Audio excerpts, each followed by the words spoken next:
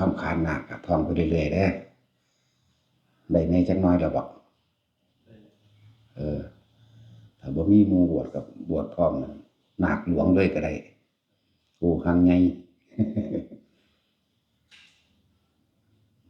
นาคหลวงก็สิประมาณวันที่3มีนาถ้ามีหมู่ก่อนหน้านั้นก็เอาก่อนเลยบ่รอไผดอกแต่ว่าถ้าบ่มีหมู่ก็รอไปแน่บ่โดนดอกจักมื้อละนี่15มื้อ16มื้อนึงดอกตั้งแต่กี้ยังตลอดชีวิตตัวบ่ทันได้รู้จักหยังเนาะ ตลอดชีวิตงุ่มง่ามงมง่ายงุ่มงะงะหาอยู่หากินไปคิดจินตนาการไปหาแต่ความรวยความมีนั่นได้นั่นเป็นนี่บ่รู้จักว่าสิตายเมื่อใดบ่รู้บ่จักว่าตายแล้วสิไปไสตายจากนี้สิลุกไปไสนี่ยังบ่รู้ยังบ่รู้จักว่าวิธีของการเกิดความคิดอารมณ์ความรู้สึกต่างๆสิพาไปไสบ่รู้นั่นแหละจังว่าคนที่ได้ดวงตาเห็นธรรมก็คือคนเข้าใจความจริงของชีวิตคนเห็นทุกข์นั่นแหละเห็นทุกข์แล้วก็เห็นความจริงเห็นทุกข์จึงเห็นธรรมคือความจริงความจริงว่าสิ่งทั้งหลายทั้งปวงมีความเกิดมีความแตกมีความดับเกิดแล้วก็แก่เก็บตายบ่มีมันกี่รังยั่งยืนความจริงคือกระทำสิ่งใดไว้ล้วนแล้วแต่เฮาต้องได้รับผลของมันที่สะสมเอาไว้ในความคิดนี้ในความรู้สึกนี้พอใจและบ่พอใจนี้ยึดอารมณ์ไว้ยึดความรู้สึกความยินดีพอใจไว้ยึดความปรารถนาไว้แล้วก็พากันเวียนว่ายตายเกิดเปลี่ยนรูปเปลี่ยนร่างเปลี่ยนสัตว์เปลี่ยนคนเปลี่ยนงัวเปลี่ยนควายเปลี่ยนหมูเปลี่ยนหมาเปลี่ยนนกใส่เดือนกิ้งกือปวกกระปอมกิ้งกาเปลี่ยนปลาหรือว่าเปลี่ยนรูปเปลี่ยนร่างแต่ใจอันเดียวนั่นแหละพากันเปลี่ยนภพเปลี่ยนภูมิไปเรื่อยๆที่สิไปหาสวรรค์พรหมโลกแทบสิเดียวบ่เห็นแทบสิบ่มีอยู่แต่น้อยเป็นเทวดาในจักครั้งหนึ่งตกนรกอยู่ล้านครั้งเปรตแสนล้านครั้งจังซี่นี่แล้วเพราะว่าเฮาบ่เข้าใจวิธีการเกิดบ่เชื่อ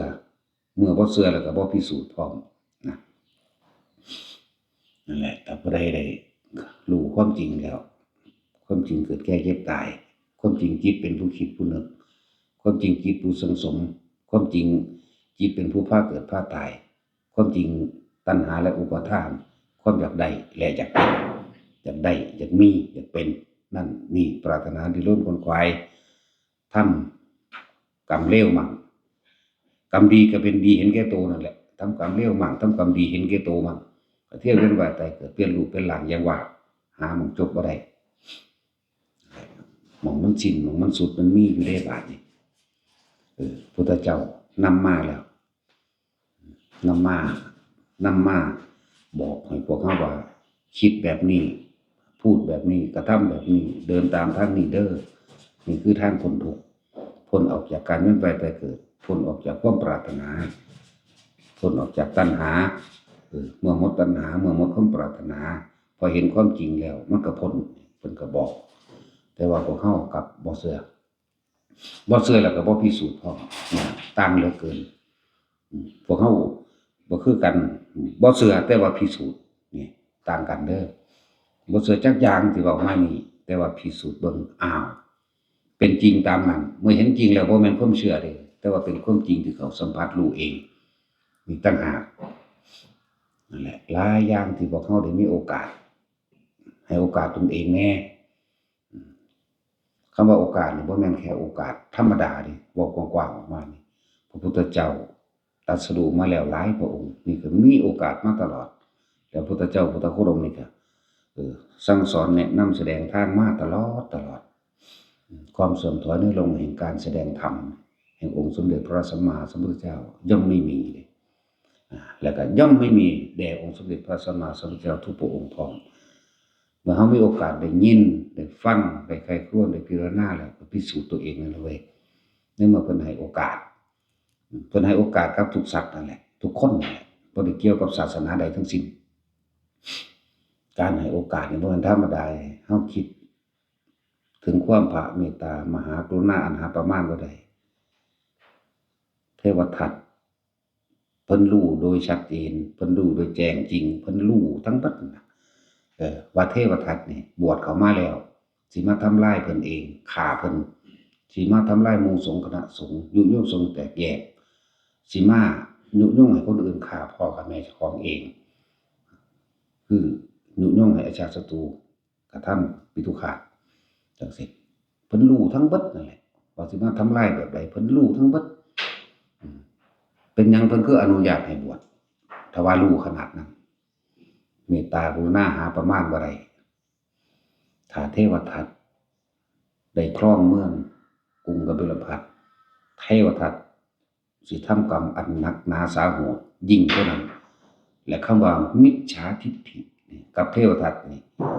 สิครองจิตสิครองใจในความรู้สึกของเทวทัต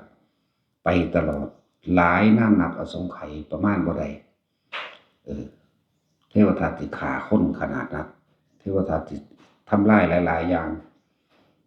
นี่คือเพิ่นเห็นมองการไกลแล้วโอ้มิจฉาทิฏฐินี่เป็นโทษยิ่งกว่าอนันตริกรรมที่สำนึกได้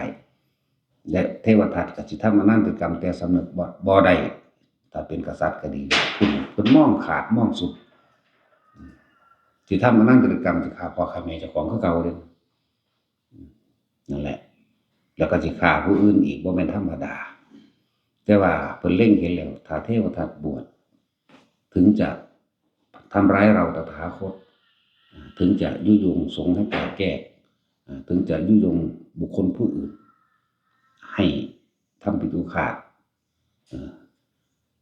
ทั้งทำลายพระพุทธเจ้าถึงเฮ็ดสงฆ์แตกแยกแต่ในบั้นสุดท้ายของชีวิตเทวทัตจะสำนึกได้เปลี่ยนเป็นสัมมาทิฏฐิได้เห็นบ่ล่ะมันบ่ธรรมดาเด้ความเมตตากรุณาของพระพุทธเจ้าเพิ่นให้โอกาสถ้าเทวทัตเขามาบวชถึงจะทำร้ายเราถึงจะพยายามฆ่าเราพระพุทธเจ้าฆ่าพระพุทธเจ้าถึงจะทำให้สงฆ์แตกแยกเพิ่นก็รู้เฮ็ดให้สงฆ์แตกแยกพยายามฆ่าเราทุ่มก้อนหินใส่เราเพิ่นก็รู้ยุยงคนอื่นให้ทำร้ายมารดาบิดาของตนเพิ่นก็รู้แต่ว่าเว้นจากเราตถาคตแล้วไม่มีคนอื่นที่จะแนะแนวทางให้ได้เพิ่นจึงให้บวชมาแล้วเทวทัตฝึกทรงฌานเจริญฌานสำเร็จสมาบัติ8ได้อภิญญานั่นความดีตัวนี้ยังพอมีอยู่สะสมไว้ในจิตในใจแต่ว่าหลงในฤทธิ์ในเดชแห่งตนคิดว่าสิปกครองสงฆ์คิดว่าสิเป็นพระเจ้าแทนนั่นแหละก็เลยเฮ็ดให้เสื่อมพอมีอาฆาต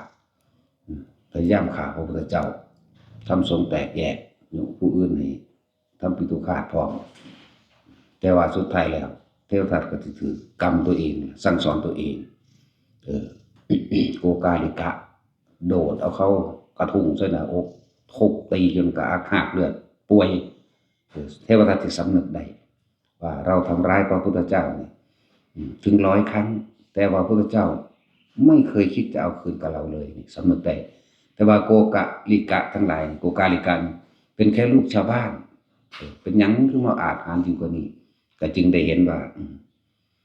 บ่ว่าสิเป็นกษัตริย์บ่ว่าสิเป็นลูกชาวบ้านมีความเจ็บปวดมีความป่วยและพ่ายแพ้แก่กำลังได้เหมือนกันสุดท้ายแล้วความยิ่งใหญ่ต่างๆเนี่ยบ่อาจสามารถที่ควบคุมอย่างใดเขาบอกความยิ่งใหญ่ในการเกิดเป็นกษัตริย์ความยิ่งใหญ่ในการว่าเจ้าของรู้เจ้าของเก่งเจ้าของเคยมีอำนาจแต่สุดท้ายแล้วก็ถือคนทางซึ่งตัวเองนั่นแหละเป็นผู้สั่งสอนเขาเองกลับมาทำลายตัวเองพระพุทธเจ้าบ่เคยสั่งสอนให้บุคคลผู้ใดทำร้ายใครแต่ว่าเทวทัตเองพยายามทำร้ายพระพุทธเจ้าเป็น100 ครั้งแต่บ่มีการคิดเอาคืนแต่เรานี่สั่งสอนโกกาลิกะตลอดทั้งบุคคลที่ติดตามให้ทำร้ายผู้อื่นเพื่อแย่งชิงซึ่งมาอำนาจแต่สุดท้ายแล้ว คนที่เราสอนให้ทำร้ายผู้อื่นกลับมาทำร้ายเราเองสำนึกได้เงินธรรมดาเนี่ยสำนึกได้แล้วต้องการขอขมาพระพุทธเจ้าเดินทางไปหลายมื้อ2 มื้อ 3 มื้อก็บ่ถึงเราร้อนกระวนกระวายแต่ว่าก่อนที่ถึงเชตวันมหาวิหารโดยประมาณเท่าใดโยชน์ล่ะโดยบ่ถึงโยชน์โดยประมาณ 2-3 กิโลกรรมนี่บีบบังคับนี่อกุศลกรรมนี่บังคับเฮ็ดให้เราร้อนกระวนกระวายร้อนในร่างกายอยากอาบน้ำสงฆ์ทั้งหลายแบกหามมาอยู่นั่นเขาก็มีความกรรมอันนั้นก็เฮ็ดให้อยากอาบน้ำเหมือนกันพากันแล่นลงไปในน้ำว่างเทวทัตไปที่ตะเลียงแต่เทวทัตก็ลุกขึ้นได้เพียงแค่ว่าย่อนขาลงไปถูแผ่นดินเท่านั้นเลวซ้ำตามศาสตร์เกินว่าแผ่นดินสิรับได้แผ่นดินแหวกออกแยกออกแผ่นดินสูบลงไปตกสู่มหาอเวจีแต่ว่าก่อนหน้านั้นนึกถึงพระพุทธเจ้าในขณะที่แผ่นดินสูบไปถึงคอเงยข้างขึ้นมากล่าวคำขอขมาพระพุทธเจ้าขอขมาพระรัตนตรัยพร้อมที่เคยเราเคยทำร้ายนี่พระพุทธเจ้านี่ประมาณ100 ครั้งแต่พระศาสดาไม่เคยถือโทษโกรธเราไม่เคยเอาคืนสำนึกได้ขอขมาข้าพเจ้าจะขอถวายกระดูกคางนี้ซึ่งมีเหลืออยู่ที่เป็นดินกำลังจะหุ้มลงไปเป็นพุทธบูชาขอขมาพระธรรมขอขมาซึ่งพระหมู่พระสงฆ์ทั้งหลายที่เคยเฮ็ดให้แตกแยกนั่นแหละเมื่อกล่าวคำขอขมาสิ้นสุดแผ่นดินสูบลงไปเลยเป็นใหม่ในมหาเวจีแต่พระพุทธเจ้าเห็นในการอาณาในการว่าหลายแสนโกฏกับนับอสงไขยไม่ได้เทวทัตจักเมื่อพ้นจากอกุศลกรรมนี้เทวทัตก็จะขึ้นมาในการนานนับประมาณไม่ได้จะได้ตรัสรู้เป็นพระปัจเจกพุทธเจ้าองค์ในอนาคตข้างหน้าเพราะความสำนึกได้พอเปลี่ยนใจจากมิจฉาเป็นสัมมาโทษของมิจฉาเนี่ยนักยิ่งกว่าอันใดยิ่งกว่าโทษใดๆในอนันตริกรรมที่สำนึกได้แต่อนันตริกรรมที่กระทำไปแล้วก็ต้องได้รับแต่ยังมีวันผลเพราะความเห็นโทษเห็นผิดของตน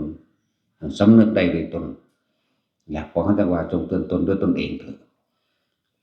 เขามีโอกาสแล้วก็ให้โอกาสตัวเองเลยเทวทัตก็ยังมีวันผลอยู่ถึงสินานมากนะผ่านผมเท่าไรล่ะในเวทีก็สำนึกได้แต่พวกเฮาตอนนี้บ่ได้ไปฆ่าไผดอกเว้ยก็ให้โอกาสตัวเองคนที่มาอยู่ในนี้ก็ฝึกตนเองครับฝึกตนเองใครอยากเป็นอิหยังก็ฝึกเอาตามที่มีแนะนำสั่งสอนให้นั่นแหละฝึกเฮ็ดกระดาษออกจากผ้าเฮ็ดปากกาเฮ็ดก้อนหินฝึกตั้งจิตพลังจิตมีจิตมีกำลังสมาธิตั้งมั่นดีหรือยังฝึกอธิษฐานนั่นนี่ฝึกคืบแขนคืบผ้าฝึกเอาผ้าออกฝึกเอาหลายๆอย่างออกฝึกเคลื่อนที่ฝึกขึ้นของฝึกตัวโยกฝึกตัวสั้นฝึกตัวลอยได้ทั้งนั้นพอสอนให้เบิดทุกอย่างแต่ว่าอยู่ที่ตัวเองสิขยันบ่นั่นแหละครูฝึกก็มีเรียนกันไปผู้สิฝึกเอากระดาษออกเอาผ้าเอาก้อนหินเอาปากกาเอานั่นนี่ก็ฝึกเอาครูฝึกเขาก็เฮ็ดเป็นด้วยตนเองน่ะมันจังสิเรียกว่าเข้าถึงความจริงถ้าว่าท่านได้เป็นแค่ความเชื่อนั่นมันบ่ทันได้แม่นความจริงมาทดสอบทดลองก็ยังบอกว่าเชิญทุกคนเข้ามาพิสูจน์ด้วยตนเองพิสูจน์นี่พิสูจน์ตนเองเด้มันพิสูจน์หลวงพ่อเด้หลวงพ่อเฮ็ดได้เบิดนั่นแหละเมื่อเฮ็ดได้แล้วก็ถ่ายทอดให้ผู้อื่นเฮ็ดตามคนอื่นก็ทำตามเขาก็เฮ็ดได้คือกันก็ถ่ายทอดไปเลยเป็นเครื่องอยู่เป็นวิหารธรรมเป็นเครื่องเล่นเป็นเครื่องสังสมกำลังจิตมันมีประโยชน์เยอะแยะเพียงแต่ว่าท่านนึกถึงการเวลาใส่ของแต่ละคนซื่อเมื่อเหตุการณ์อันบ่คาดฝันเมื่อเหตุการณ์แบบเฉพาะหน้าที่เกิดขึ้นแล้วสิ่งที่ตัวเองฝึกไว้เป็นกำลังจิตเป็นสมาบัติเป็นสมาธิเป็นบุญเป็นกุศลจะเกิดเป็นเครื่องปกป้องคุ้มครองเฮาเองดอกและหลายอย่างที่คาดบ่ถึง ที่เฮารอดออกมาได้โดยว่าปาฏิหาริย์แต่เฮาไปโยนความดีความชอบให้กับปาฏิหาริย์อย่างอื่นว่าเทวดาซอยว่าพระอินทร์พระพรหมซอยว่านั่นว่านี่ซอยบ่แม่นล้วนแล้วแต่เป็นกำลังบุญกำลังบารมีกำลังจิตของตัวเองช่วยตนเองทั้งนั้นแหละจังว่าผู้ใดอยากเป็นก็ฝึกเอาขึ้นอยู่กับความเพียรความพยายามความอดทนของเจ้าของบ่ได้เกี่ยวกับหลวงพ่อเดะพูดเหมือนกันกับพระพุทธเจ้าพระพุทธเจ้าเพิ่นก็เป็นแต่เพียงผู้บอกทางเมื่อเพิ่นบอกทางแล้วเฮาบ่เชื่อแต่ว่าเฮาพิสูจน์เมื่อพิสูจน์แล้วอ้าวนี่คือความจริงไม่ใช่ความเชื่อพวกเฮาก็คือกันตั่วเพิ่นก็ได้บอกทางเหมือนกันบอกทางให้เมื่อบอกทางให้กูบ่เชื่อกูพิสูจน์แล้วเข้าไปถึงความจริงหรือสิเชื่อหรือบ่เชื่อก็สร้างเป็นเรื่องของเจ้าของแล้วนั่นแหละผู้ใดเดินทางมานี่อยากฝึกอีหยังก็ฝึกไปอยากฝึกแต่อย่าฝึก